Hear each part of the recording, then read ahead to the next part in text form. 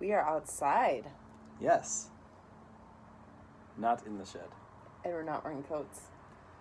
It's ridiculous. It's like warmer now than it was this afternoon. like all of today. It's because the wind. The wind, though. That wind, yeah. It's the wind that really gets you. The weather's not so bad. It wouldn't be so bad if not for the wind. But there's like no wind right now. It's beautiful and still. And it's making me excited for summer. It's going to get progressively warmer as the night goes on. It's going to like gain 2 degrees every hour. It's really bizarre. R.I.P.? Sure. R.I.P. Carly. She could have been redeemed. Mm-hmm. I like what they did with her character. Ooh, that's really good. Ooh, I like it. Yeah. Mama liked it. It's not Ginny. It's like... Well, I should hope not. She's Harry Potter. Yeah. No, yeah, it's... Because I have an aversion to gin. I've been getting better about it. We're doing gin and tonics. It's getting okay. But the sweet vermouth does a nice job. That's tasty.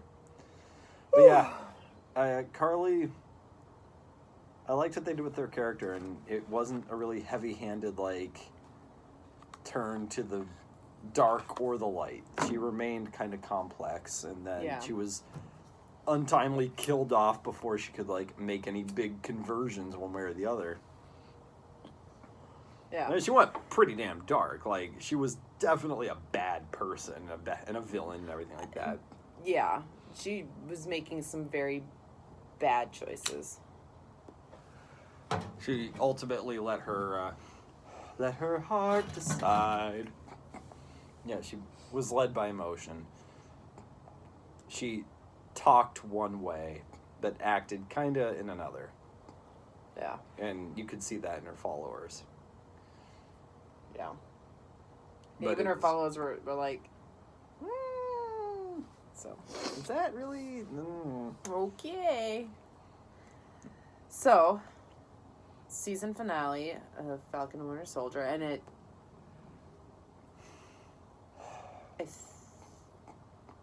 so I haven't heard officially whether this show will have a second season, because I did get confirmation that WandaVision was a limited... A one and done. Yeah, so that was like a... Yeah. Yeah. And it has to do with how they submitted these shows to the Emmys. Right. WandaVision was submitted as a limited series, like drama, I think best drama limited series. But Falcon and Winter Soldier was submitted like just full on drama. Right. So that implies that there's going to be a second season, and how, like, without getting too ahead of ourselves here, they didn't leave a lot hanging, but they left something hanging. That end credit scene, though. Right. So the WandaVision end credit scene, you know, and knowing what we know, lends itself more to, like, it'll be picked up in a movie. But the way, again, I don't want to get too ahead, but yeah, this implies it's got to be something more than a movie. Right. I'm not imagining a lot of Sharon Carter in the movies. Right. She's been in them, obviously, but right. There's too much story to tell there, I think. And I have thoughts and opinions. Okay. So we'll get there. So let's start it out. Yeah, so season finale, episode 6, One World, One People. Which is, of course, the Flag Smashers. Rallying cry. I did that like I believe in their cause. I don't. I mean, well, so then Walker is stripped of his title. You had the Bucky and Sam scene playing with the shield. Sam tells Bucky you weren't amending. You were avenging. Yeah, you get some power broker stuff. Flag Smashers alliance with French dude, the Algerian guy. He wants to kill Falcon, and then they shut down this GRC event. That's where they're gonna vote on the borders and stuff. Marvel music happens. Dun dun dun dun dun. So we open on Carly getting her movement ready. It's time. Yeah, it basically picks up exactly where the last episode ended off. Yeah. Locked on at the GRC building. NYPD has the outside secured. Falcon Winter Soldier on the way. Falcon says he called him back up. It's Sharon. Carly gives the signal when Falcon arrives. So apparently she knew he was going to show up and he was the trigger. And I didn't write this down, but she seemed to be tracking their movements yes, the entire time. Yeah, she... Well, of course she was. No, it makes total sense. Well, just the fact that she knew exactly where they were at all. Yeah. Help me out. Sharon. Okay. Spoiler alert.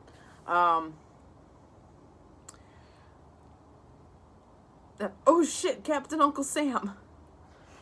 I'm sorry. When he landed in building with his, he throws the shield in first, and you're like, yes, the shield. And then he flies in, and he's got his red and white, blue, I preferred his other outfit. The red and silver. Yeah, but just what it means was just... that was so awesome. He shows up in full, Captain America... Esque. It's still Falcon, he's still got the wings and everything like that. But, I mean, it's Captain America garb. Yeah. And he's got the shield, obviously, and he's using it. Yes. So he arrives... he's running and doing his thing, and he passes some passerby, some guy that was in the building as well. I thought Captain America was on the moon. Nice little callback. Yeah, more references to that, which I'm not entirely convinced he's dead. I don't know. Yeah.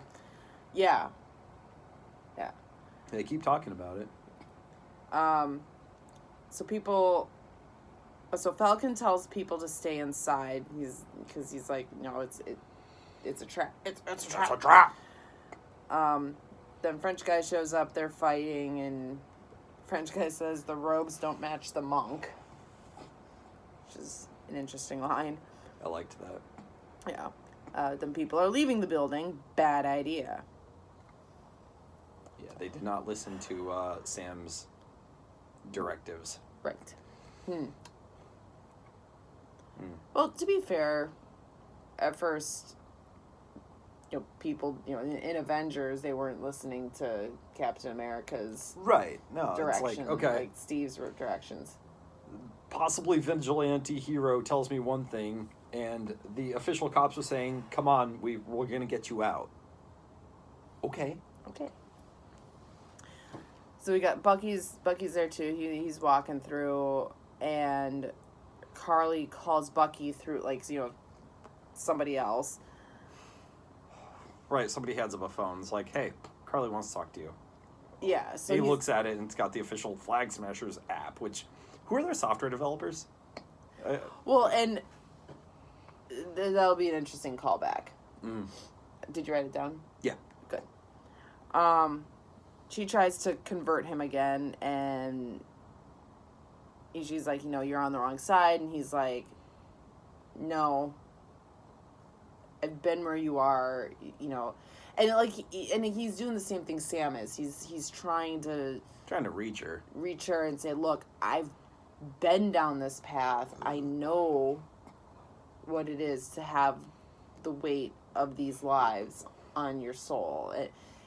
And But it really ultimately just feels like it's a distraction. Mm.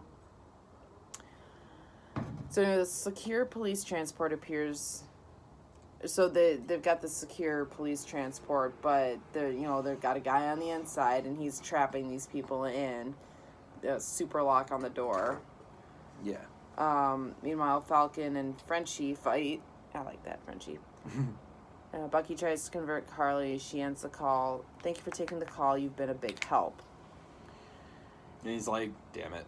Because even he's acknowledging, like, yeah, she was just stopping me from, trying to help. Yeah. So Sharon runs into one of the moles in the parking garage. Yeah, he's the cop that was putting the super locks on the van. She puts something on him, and it basically melted him because it's mercury vapor, among other things. Bucky's following the van on a motorcycle, being his buckiest. Falcon ditches the fight to chase the chopper that has more prisoners. Gets Red Wing involved. The senators are being offloaded from the GRC building. Every transport that they're on is flag smashers in disguise. So it's this huge 2 vans and a chopper, I think. Two or 3 vans and a chopper. Okay. And Bucky tells Red Wing to find somebody on there that has flight experience, flight training. Singles in on the Asian chick, the Asian female senator. Cut back to Carly and her gang. She's like, worst case scenario, we kill the hostages. Either way, the message gets out. And she's like, we're gonna die. We could die too. And the people, the rest of our gang is kind of like, okay. They're not comfortable with killing people. Right. She seemed to be the only one that was comfortable with that. Yeah. Maybe a couple of the goons, but... Yeah. So she says, one world. Crickets? One world. One people. One people. And then, so you have, you got the chopper with the senators being hijacked, and then the New York police chopper comes in, and there's a thing, and Falcon rescues the one chopper pilot in, a totally badass, cool move. With the wings, he does the shell thing when they land. It's awesome. People cheer. The helicopter bounces off his shell, so it's just like... and that's the first time that, the bystanders see... Sam in his garb, Uncle in Sam. action. Yeah, Uncle Sam in action. Which is pretty cool. Flag smashers pull out these cement barriers and stop a police van from coming through. And they hijack the van. So then there's these cement barriers. Bucky's coming in on the motorcycle, and he launches himself over and starts destroying people. It was such a fucking cool move. Yeah. He crashes his motorcycle into the barrier to launch himself and just, becomes a spear and punches a dude with his metal arm. It's just like, ah! Mythbusters! I don't know if they can do that one. Well. Shoot, what was our crash? Buster. We put Buster on a motorcycle and crashed into a cement barrier. But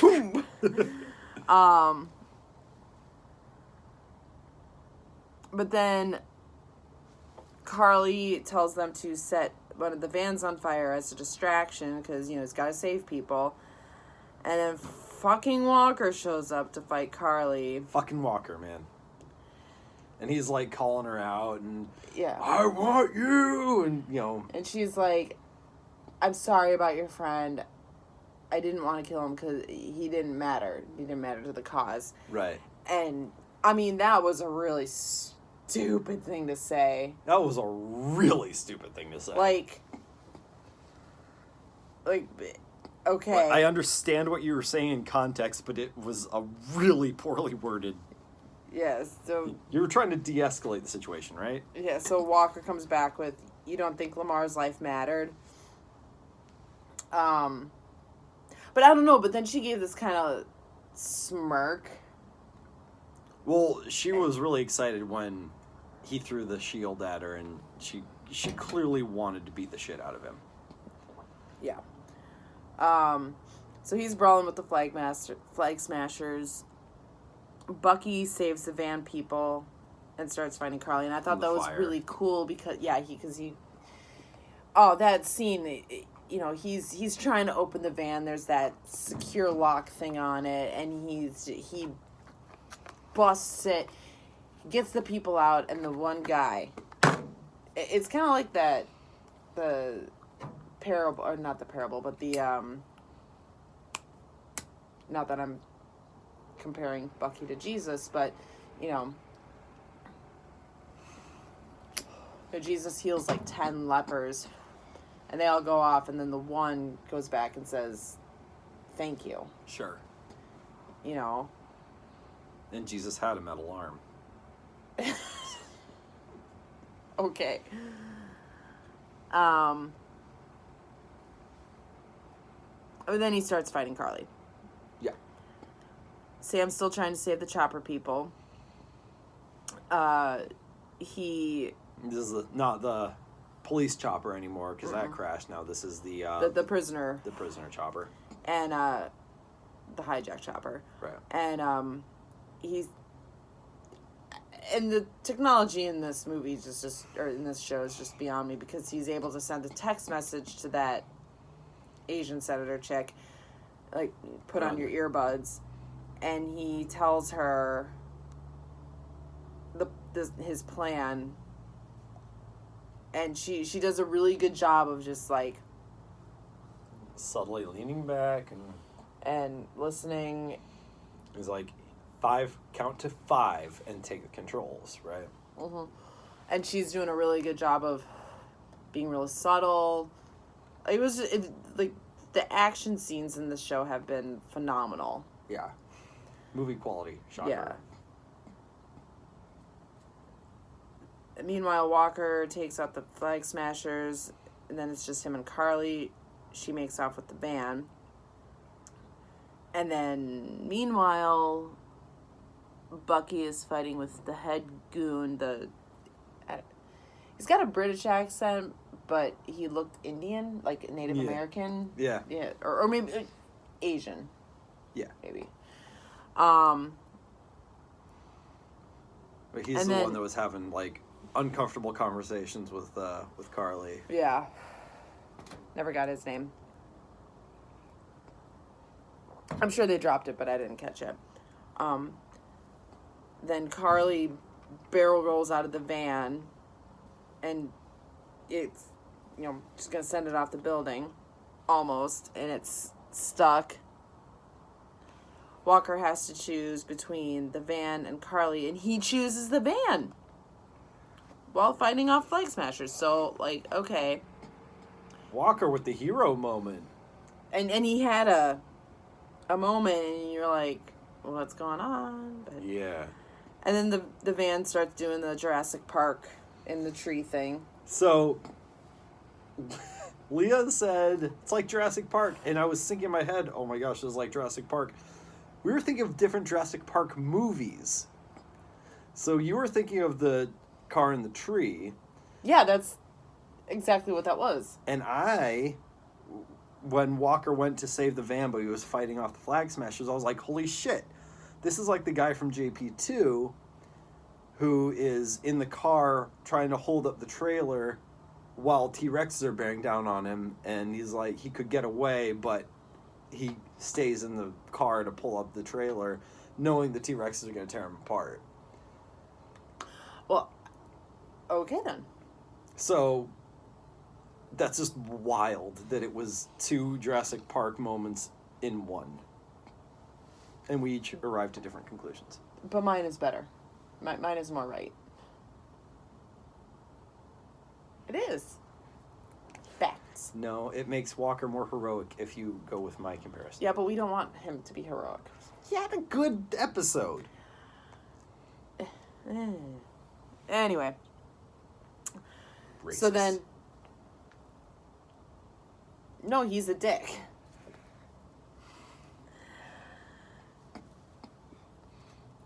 So, Walker's trying to save the van, but he lets go because he's getting attacked by the Flag Smashers, and it starts doing the going down the tree in Jurassic Park thing. And then Sam catches it. Mind you, yes, he's got the technology and everything. But he's also not super. He's not a super. He never took the serum. Uh-huh. And I'm watching this like, are we sure he didn't take the serum? Sammy. Got the bystanders all cheering again. That's the Black Falcon. No, that's Captain America. Yeah, it is. Yeah, you are. Got another scene where Carly throws like a spear of some kind and Bucky catches it with his non-robotic arm, by the way. Like a badass. And he just kind of looks at her like, really? Really? Like, and that's what I love Sebastian Stan as Bucky, because he does have this like great way of just kind of like, really? Like a really? Look. It's like half my character is catching things that almost hit me. Like, this is what I do. Yeah. And I didn't catch it. It was his metal arm. That's extra cool, actually. Well, he is super soldier, but... Yeah, but we still don't have a very clear explanation of exactly what that does. I mean, makes super strong, but... reflexes? No idea. No idea. It just seems like that's a Bucky thing. Like, he's just really good at that. So then, fog is fired into... Well, you said the crowd, but it was actually down into where, like, the remaining Flag Smasher goons and Carly and right. the three amigos are. The three amigos chase the remaining Flag Smashers, and then a cat and mouse game ensues. Frenchie's back in the mix. Sharon and Carly face off. Yeah, and they have guns pointed at each other. And Carly says, I'm disappointed in you. Sharon says, that's what I was going to say. Sharon had helped Carly. Carly ended up in Madripoor. And Sharon took her in and helped her and whatever. And it turns out, Carly says, you wanted to control the world. I wanted to change it. So then we get the reveal that Sharon is the power broker. What shocking. I don't love it. If I have a critique of this episode, it's the Sharon is the power broker angle.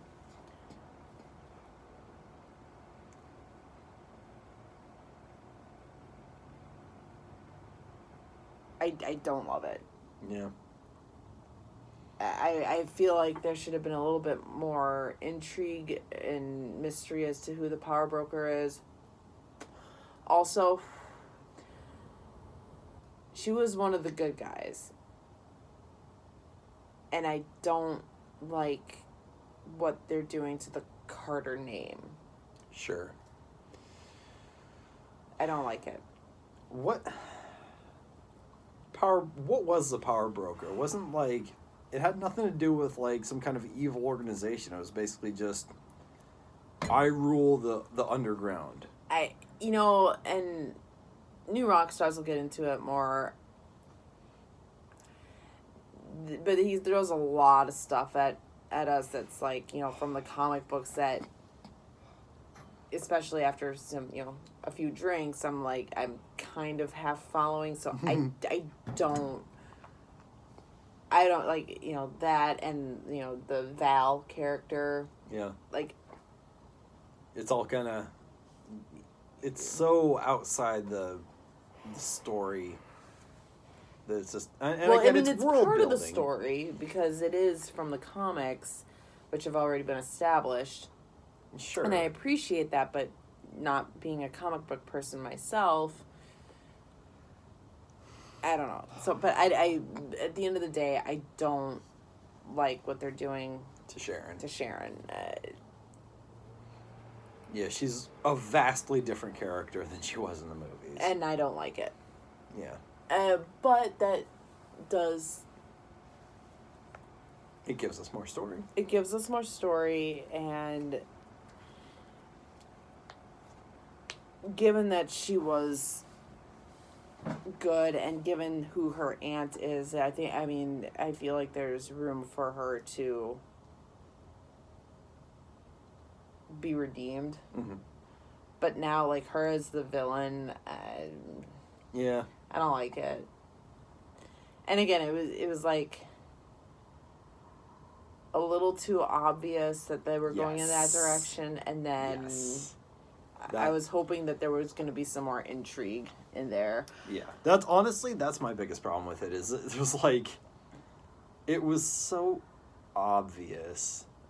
It was honestly so obvious that we just dismissed it. Yeah. It was like, nah, it's just too on the nose. And I don't like it when shows do that. It's like... Yeah, especially shows that are, smart and good at storytelling, and it's like, you end up like Carly. I'm disappointed in you. Yeah. So, I think that's my one critique of the series is the Sharon Carter power broker thing.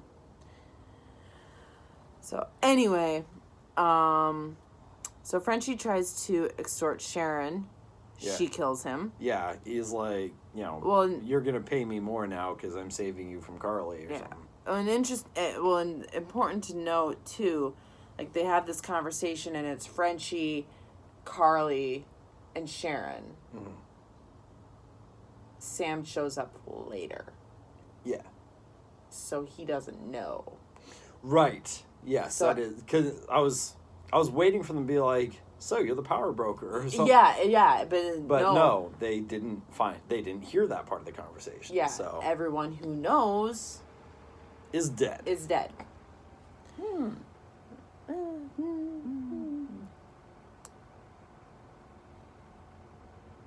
So she kills him. Carly shoots Sharon. So, Sharon's down. She's not dead, but she's down. Sam confronts Carly, and they fight. And, of course, Sam shows up with Sharon on the ground with a bullet hole and Carly holding a gun on her. Yeah. So that's what Sam sees. Yeah. But he still says, like, I'm not going to fight you. So Carly's just going at him, and he's like, stop. He's, like, begging her to stop, not because he can't physically match her. It's because he understands. He understands her, and he doesn't want to fight her. He wants to help her. Yeah. And he says that, I want to help you. And she's doing the Harry Potter thing. Fight back! Fight back! So meanwhile, Bucky and Walker use the Flag Smashers app to trick them, and they're arrested. So there's our callback. Yes. When they handed Bucky a phone, so Carly could talk to him. 92-year-old Bucky having a flip phone at the beginning of the show, at the beginning of the series, like, and then he's like, all of a sudden he can figure out apps. He's my hero. I've worked with old people and smartphones. It doesn't work that way. But yeah, so he kept the phone, and he sent out a message on the Flag Smasher app. Hey, we're all meeting over here. And they were all meeting where all the cops were. Yeah. So, then Walker busts out with this quote. What was it? Mercy is the mark of a great man. Yeah, something about mercy and justice. I don't know. I can't remember. But then Walker and Bucky are walking away. And Bucky's like, Lincoln, great man, great quote. And then Bucky's like, no, when you say it. But then there's like a back pat. Yeah. So, and again, like, they started this kind of, like, this show with Walker, like, it had like a kind of buddy feel to it, and I'm like, no, you can't do that. Like, I don't hate it. Like, I hate the Sharon Carter power broker thing. But I'm like, he's such a dick. You know? We got to call back to who he was at the beginning of the show. We're like, really? This guy becomes reviled? He's a good guy, but power corrupts. And he went through that, but, and I mean, maybe it was a little heavy-handed with his magical conversion to being a good person when he chose between the van and Carly. From that moment on, he was just like, I'm a hero again. Yeah. Okay, whatever. But he did have that base of having, been a good, giving person. So giving his life for his country. Like, yeah. He's trying. Yeah. So he's done some shit. But it was done from emotion, and he's trying to control that. I don't know. I might be turning into a Walker apologist. Oh, well, we'll see. We'll see. Yeah. We'll get there. So, back at the other fight, Carly yells at Sam to fight back. She pulls a gun on him, is about to fire, when Sharon lights Carly up. And then Carly dies in Sam's arms. Sam delivers her body to the cops. And then he's... media everywhere. Yeah, and it's this great exchange with the senator, because the senators are like, oh, you saved us, blah, blah, blah, and then he asks about the borders, and, oh, yeah, we're gonna, it gets into that political side, which I was kind of half following. Yeah. But, I mean, Sam's speech was just so good. Because it wasn't victim blaming, it wasn't, or not victim blaming, it wasn't playing the victim, but it was saying, look, you're sitting there behind closed doors making these decisions, but the decisions that you're making that will affect people, like the people that will be affected by these decisions aren't in the conversation. We have to do better. He's not saying, you all are horrible, awful people. He's saying, you have to do better. Because he knows that the decisions that they have to make aren't easy. But he also knows that they're so far separated from the people that are affected by their decisions. Exactly. That they can't make an informed decision. And that's why I really, really like this show and how it's dealing with these uncomfortable...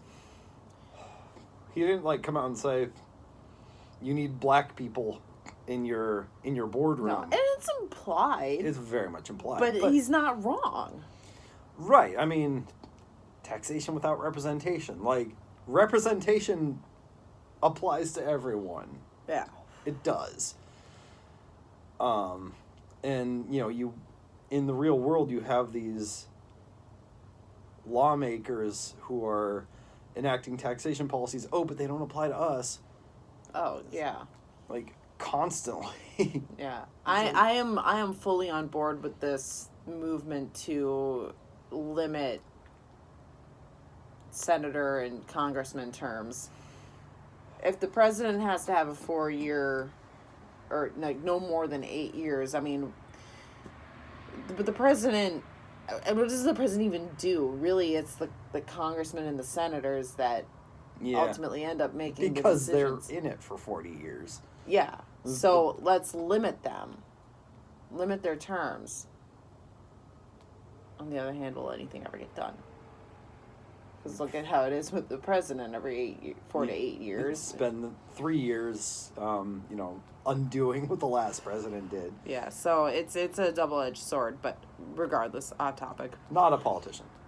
So Sam tells the senators to stop using labels like terrorists. He's like, now you know how it feels to be helpless.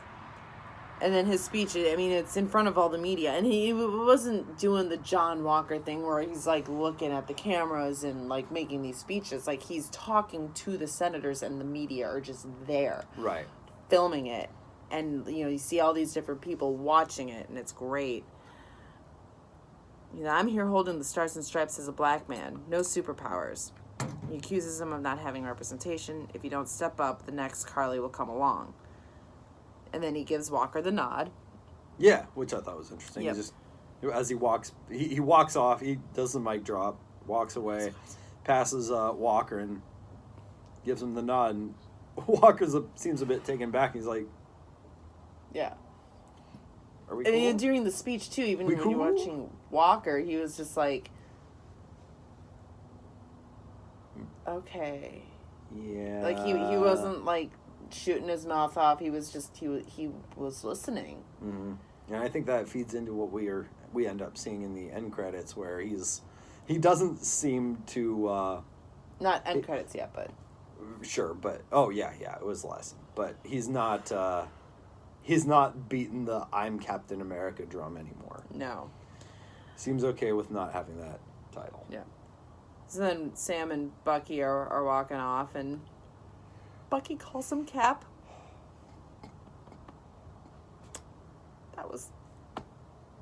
That was special. Because I think, you know, at the end of the day, Bucky always, like, he was always, it was never like, oh, who's going to be Captain America? No, Bucky. No, he was pissed that Sam didn't take it. Yeah. Yeah.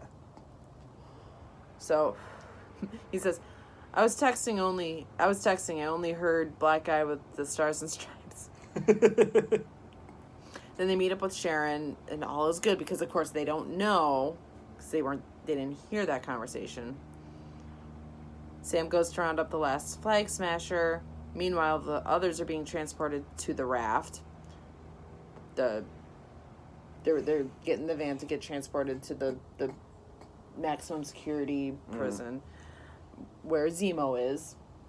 Ah, yeah. The cop is loading them up, and he says, "One world, one people." And then the van explodes. He said, "Mysterious old white guy looks on," but that was Zemo's butler guy. Ah, okay. Yeah, that's who that was. Because then the next scene, we see Zemo in the prison listening to the radio reports of it. And so that. he orchestrated the van of the Flag Smashers blowing up. Because Zemo's always been anti-super serum. Yeah. So he they're got all his. gone. They're all, except for Bucky and John Walker. Are all the Flag Smashers dead? That's what's implied. Okay. I'm not convinced that the correct van blew up. I'm not convinced, really. I mean, Interesting. Carly went in with, like, you know, we could die, blah, blah, blah. I'm not going to rule out a fake death. Interesting. Okay. I spent a lot of time building up her character. And she did the... Yeah. I'm not convinced, but we didn't see any evidence suggesting otherwise. So And we did the toast R.I.P., so she must be dead. So then Elaine from Seinfeld, Val, is happy the Flag Smashers were killed. She's there with Walker and Walker's wife. With the paperwork. Yeah. Walker comes in with a new suit. It's the same, but black. Val tells him, "We don't need a Captain America. We need a U.S. agent." And Walker's like, "I'm back." So, yeah, that was it was an interesting scene. Like, he didn't do anything too egregious, but he's clearly still looking for, like, recognition, and I'm gonna be... He still wants to be somebody. He's got the super soldier serum. Yeah. He wants to use it. But I think he's hitching his trailer to the wrong people. Yeah. Should have just stuck with Bucky and Sam. Yeah. If they'd have you. So then we cut to Bucky. He knocks on Nagashima's door. I have to tell you something about your son. He was murdered by the Winter Soldier. And that was me. Again, like, such solid acting. Mm-hmm. And Nagashima, why? I didn't have a choice. I hate that choice of words, by the way. Yeah. I didn't have a choice could mean I was under orders. Yeah. But they didn't expand on that. No, they didn't. They left it ambiguous. Yeah. Which I think I like. Well, and so here's the thing. He leaves the apartment. He's the one that closes the door. Mm. Which implies that Nagashima didn't kick him out. Oh, okay. I feel like there was a conversation that the audience wasn't privy to. Either because they wanted to leave it ambiguous, or it's just implied that Bucky was able, like, you don't need to see Bucky explaining, so I was under, mind control, blah, blah. Like, you don't need that. Sure. And he was clearly not kicked out. Okay. He left the man with his emotions, who just learned the details of his son's But then death. again, we don't know that we don't know how long he was there. Yeah. But it based on, so then the next scene is his therapist's office. He left a gift bag with a card, and in the gift bag is the book. All of the names are crossed off. And the note is, in the card is, I finished the book. Thanks for your help, Doc.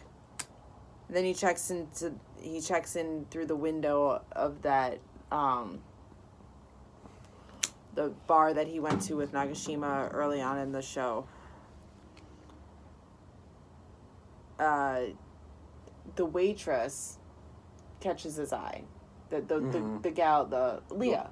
The one he went on a date with. Yeah, and she gives him a little smile. Mm-hmm. And Nagashima looks happy. Yeah. So a relationship can't continue with them, but he has closure now, and he's grateful for that. And whatever he thinks of Bucky, it's probably one of those things where, if I had to imagine the conversation, like, Bucky explaining that he was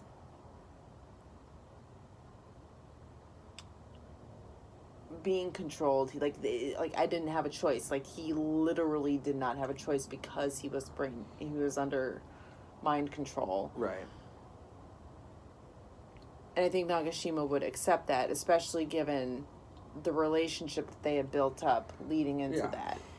And he can accept that. But I can't hang out with you anymore. I can't hang out with you anymore. And I think Bucky's probably fine with that. So I like the ambiguity, but in my head, that's how that happened. Okay.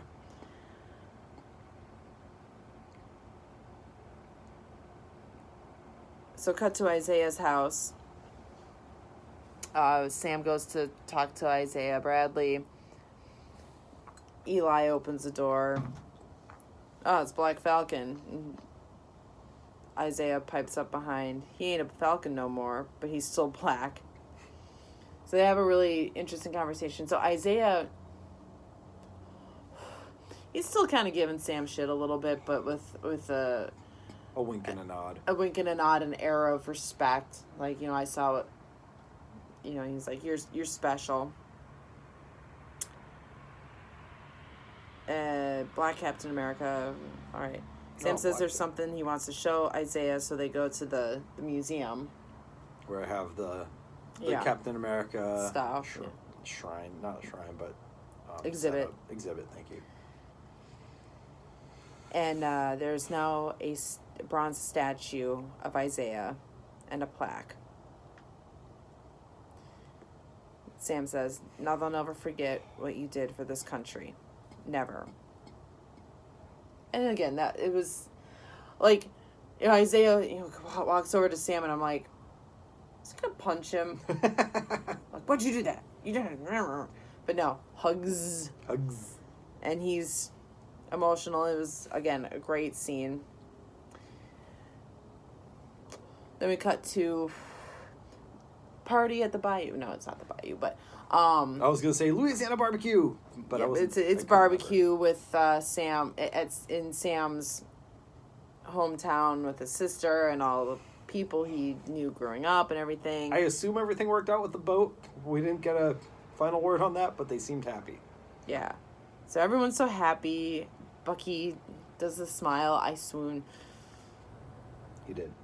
The show ends. Captain America. Oh, I didn't catch that. I didn't think you had caught that. Yeah, it ends with the title Captain America and the Winter Soldier. I didn't catch that. Awesome. Then you note, I can't believe Walker ended up a good guy. For now. Still not convinced. I'm not on that bandwagon. Ending is surprisingly sugary sweet. Then we have the credits scene. Sharon gets her pardon. And it is over the top, everything the Carter family has done, the applause, and clap. You can even have your old job back. Your old job back, and oh, thank you. And I'm just waiting for the shoe to drop, waiting for the shoe. Mm-hmm.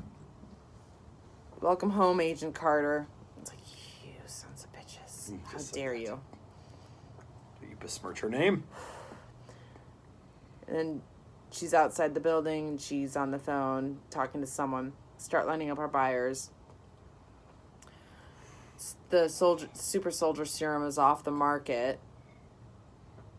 We're about to have access to government secrets and weapons and blah, blah, blah. And there it is. So, yeah. I don't like what they're doing to Sharon Carter. I don't like it. Captain America kissed you, damn it. On the other hand, though,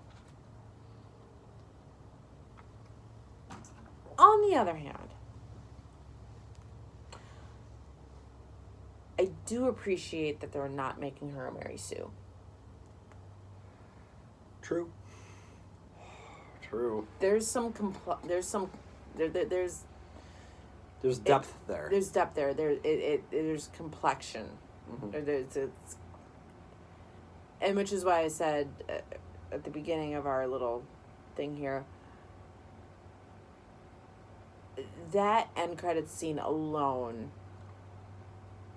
is indicative that there's going to be a second season, because that's not something that you can try to shoehorn into a movie. Right. Agreed. They tied up a lot, but there are some hanging threads that wouldn't be appropriate for a movie scenario. Mm-hmm. Like Zemo. Yeah. Yeah, he's locked up. But he clearly still has connections and pull. Mm-hmm. So,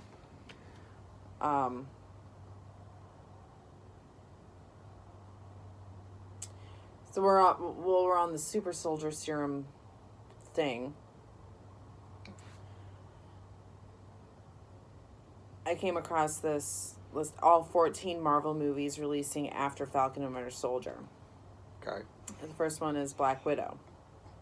It's coming out July 9th. For now. Yeah. Disney has opted for a hybrid release. Black Widow will debut in theaters and on Disney Plus as part of the service's Premier Access initiative, which costs an additional $30 on top of the current subscription price. I don't love that. I've been kind of against it, but that's a movie I actually want to see. Right. And it's I don't. Not Mulan. And when you consider movie ticket prices, concessions, and babysitter. Yeah. I mean, you're looking at probably a good $60-$70 as opposed to $30 and we can watch it at home after the kids go to bed. True. And we can smoke. Very true. And drink. Well, we can drink at the theater. We Anymore. can drink cheaper. Yes. So, I might. Okay. But, so Black Widow takes place between the events of Civil War and Infinity War. Sure.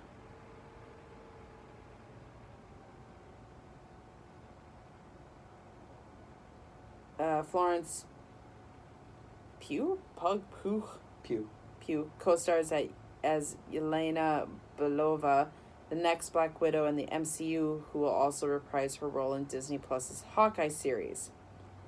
Alongside her is David Harbour as Alexei Shostakov, aka the Red Guardian, Russia's version of Captain America.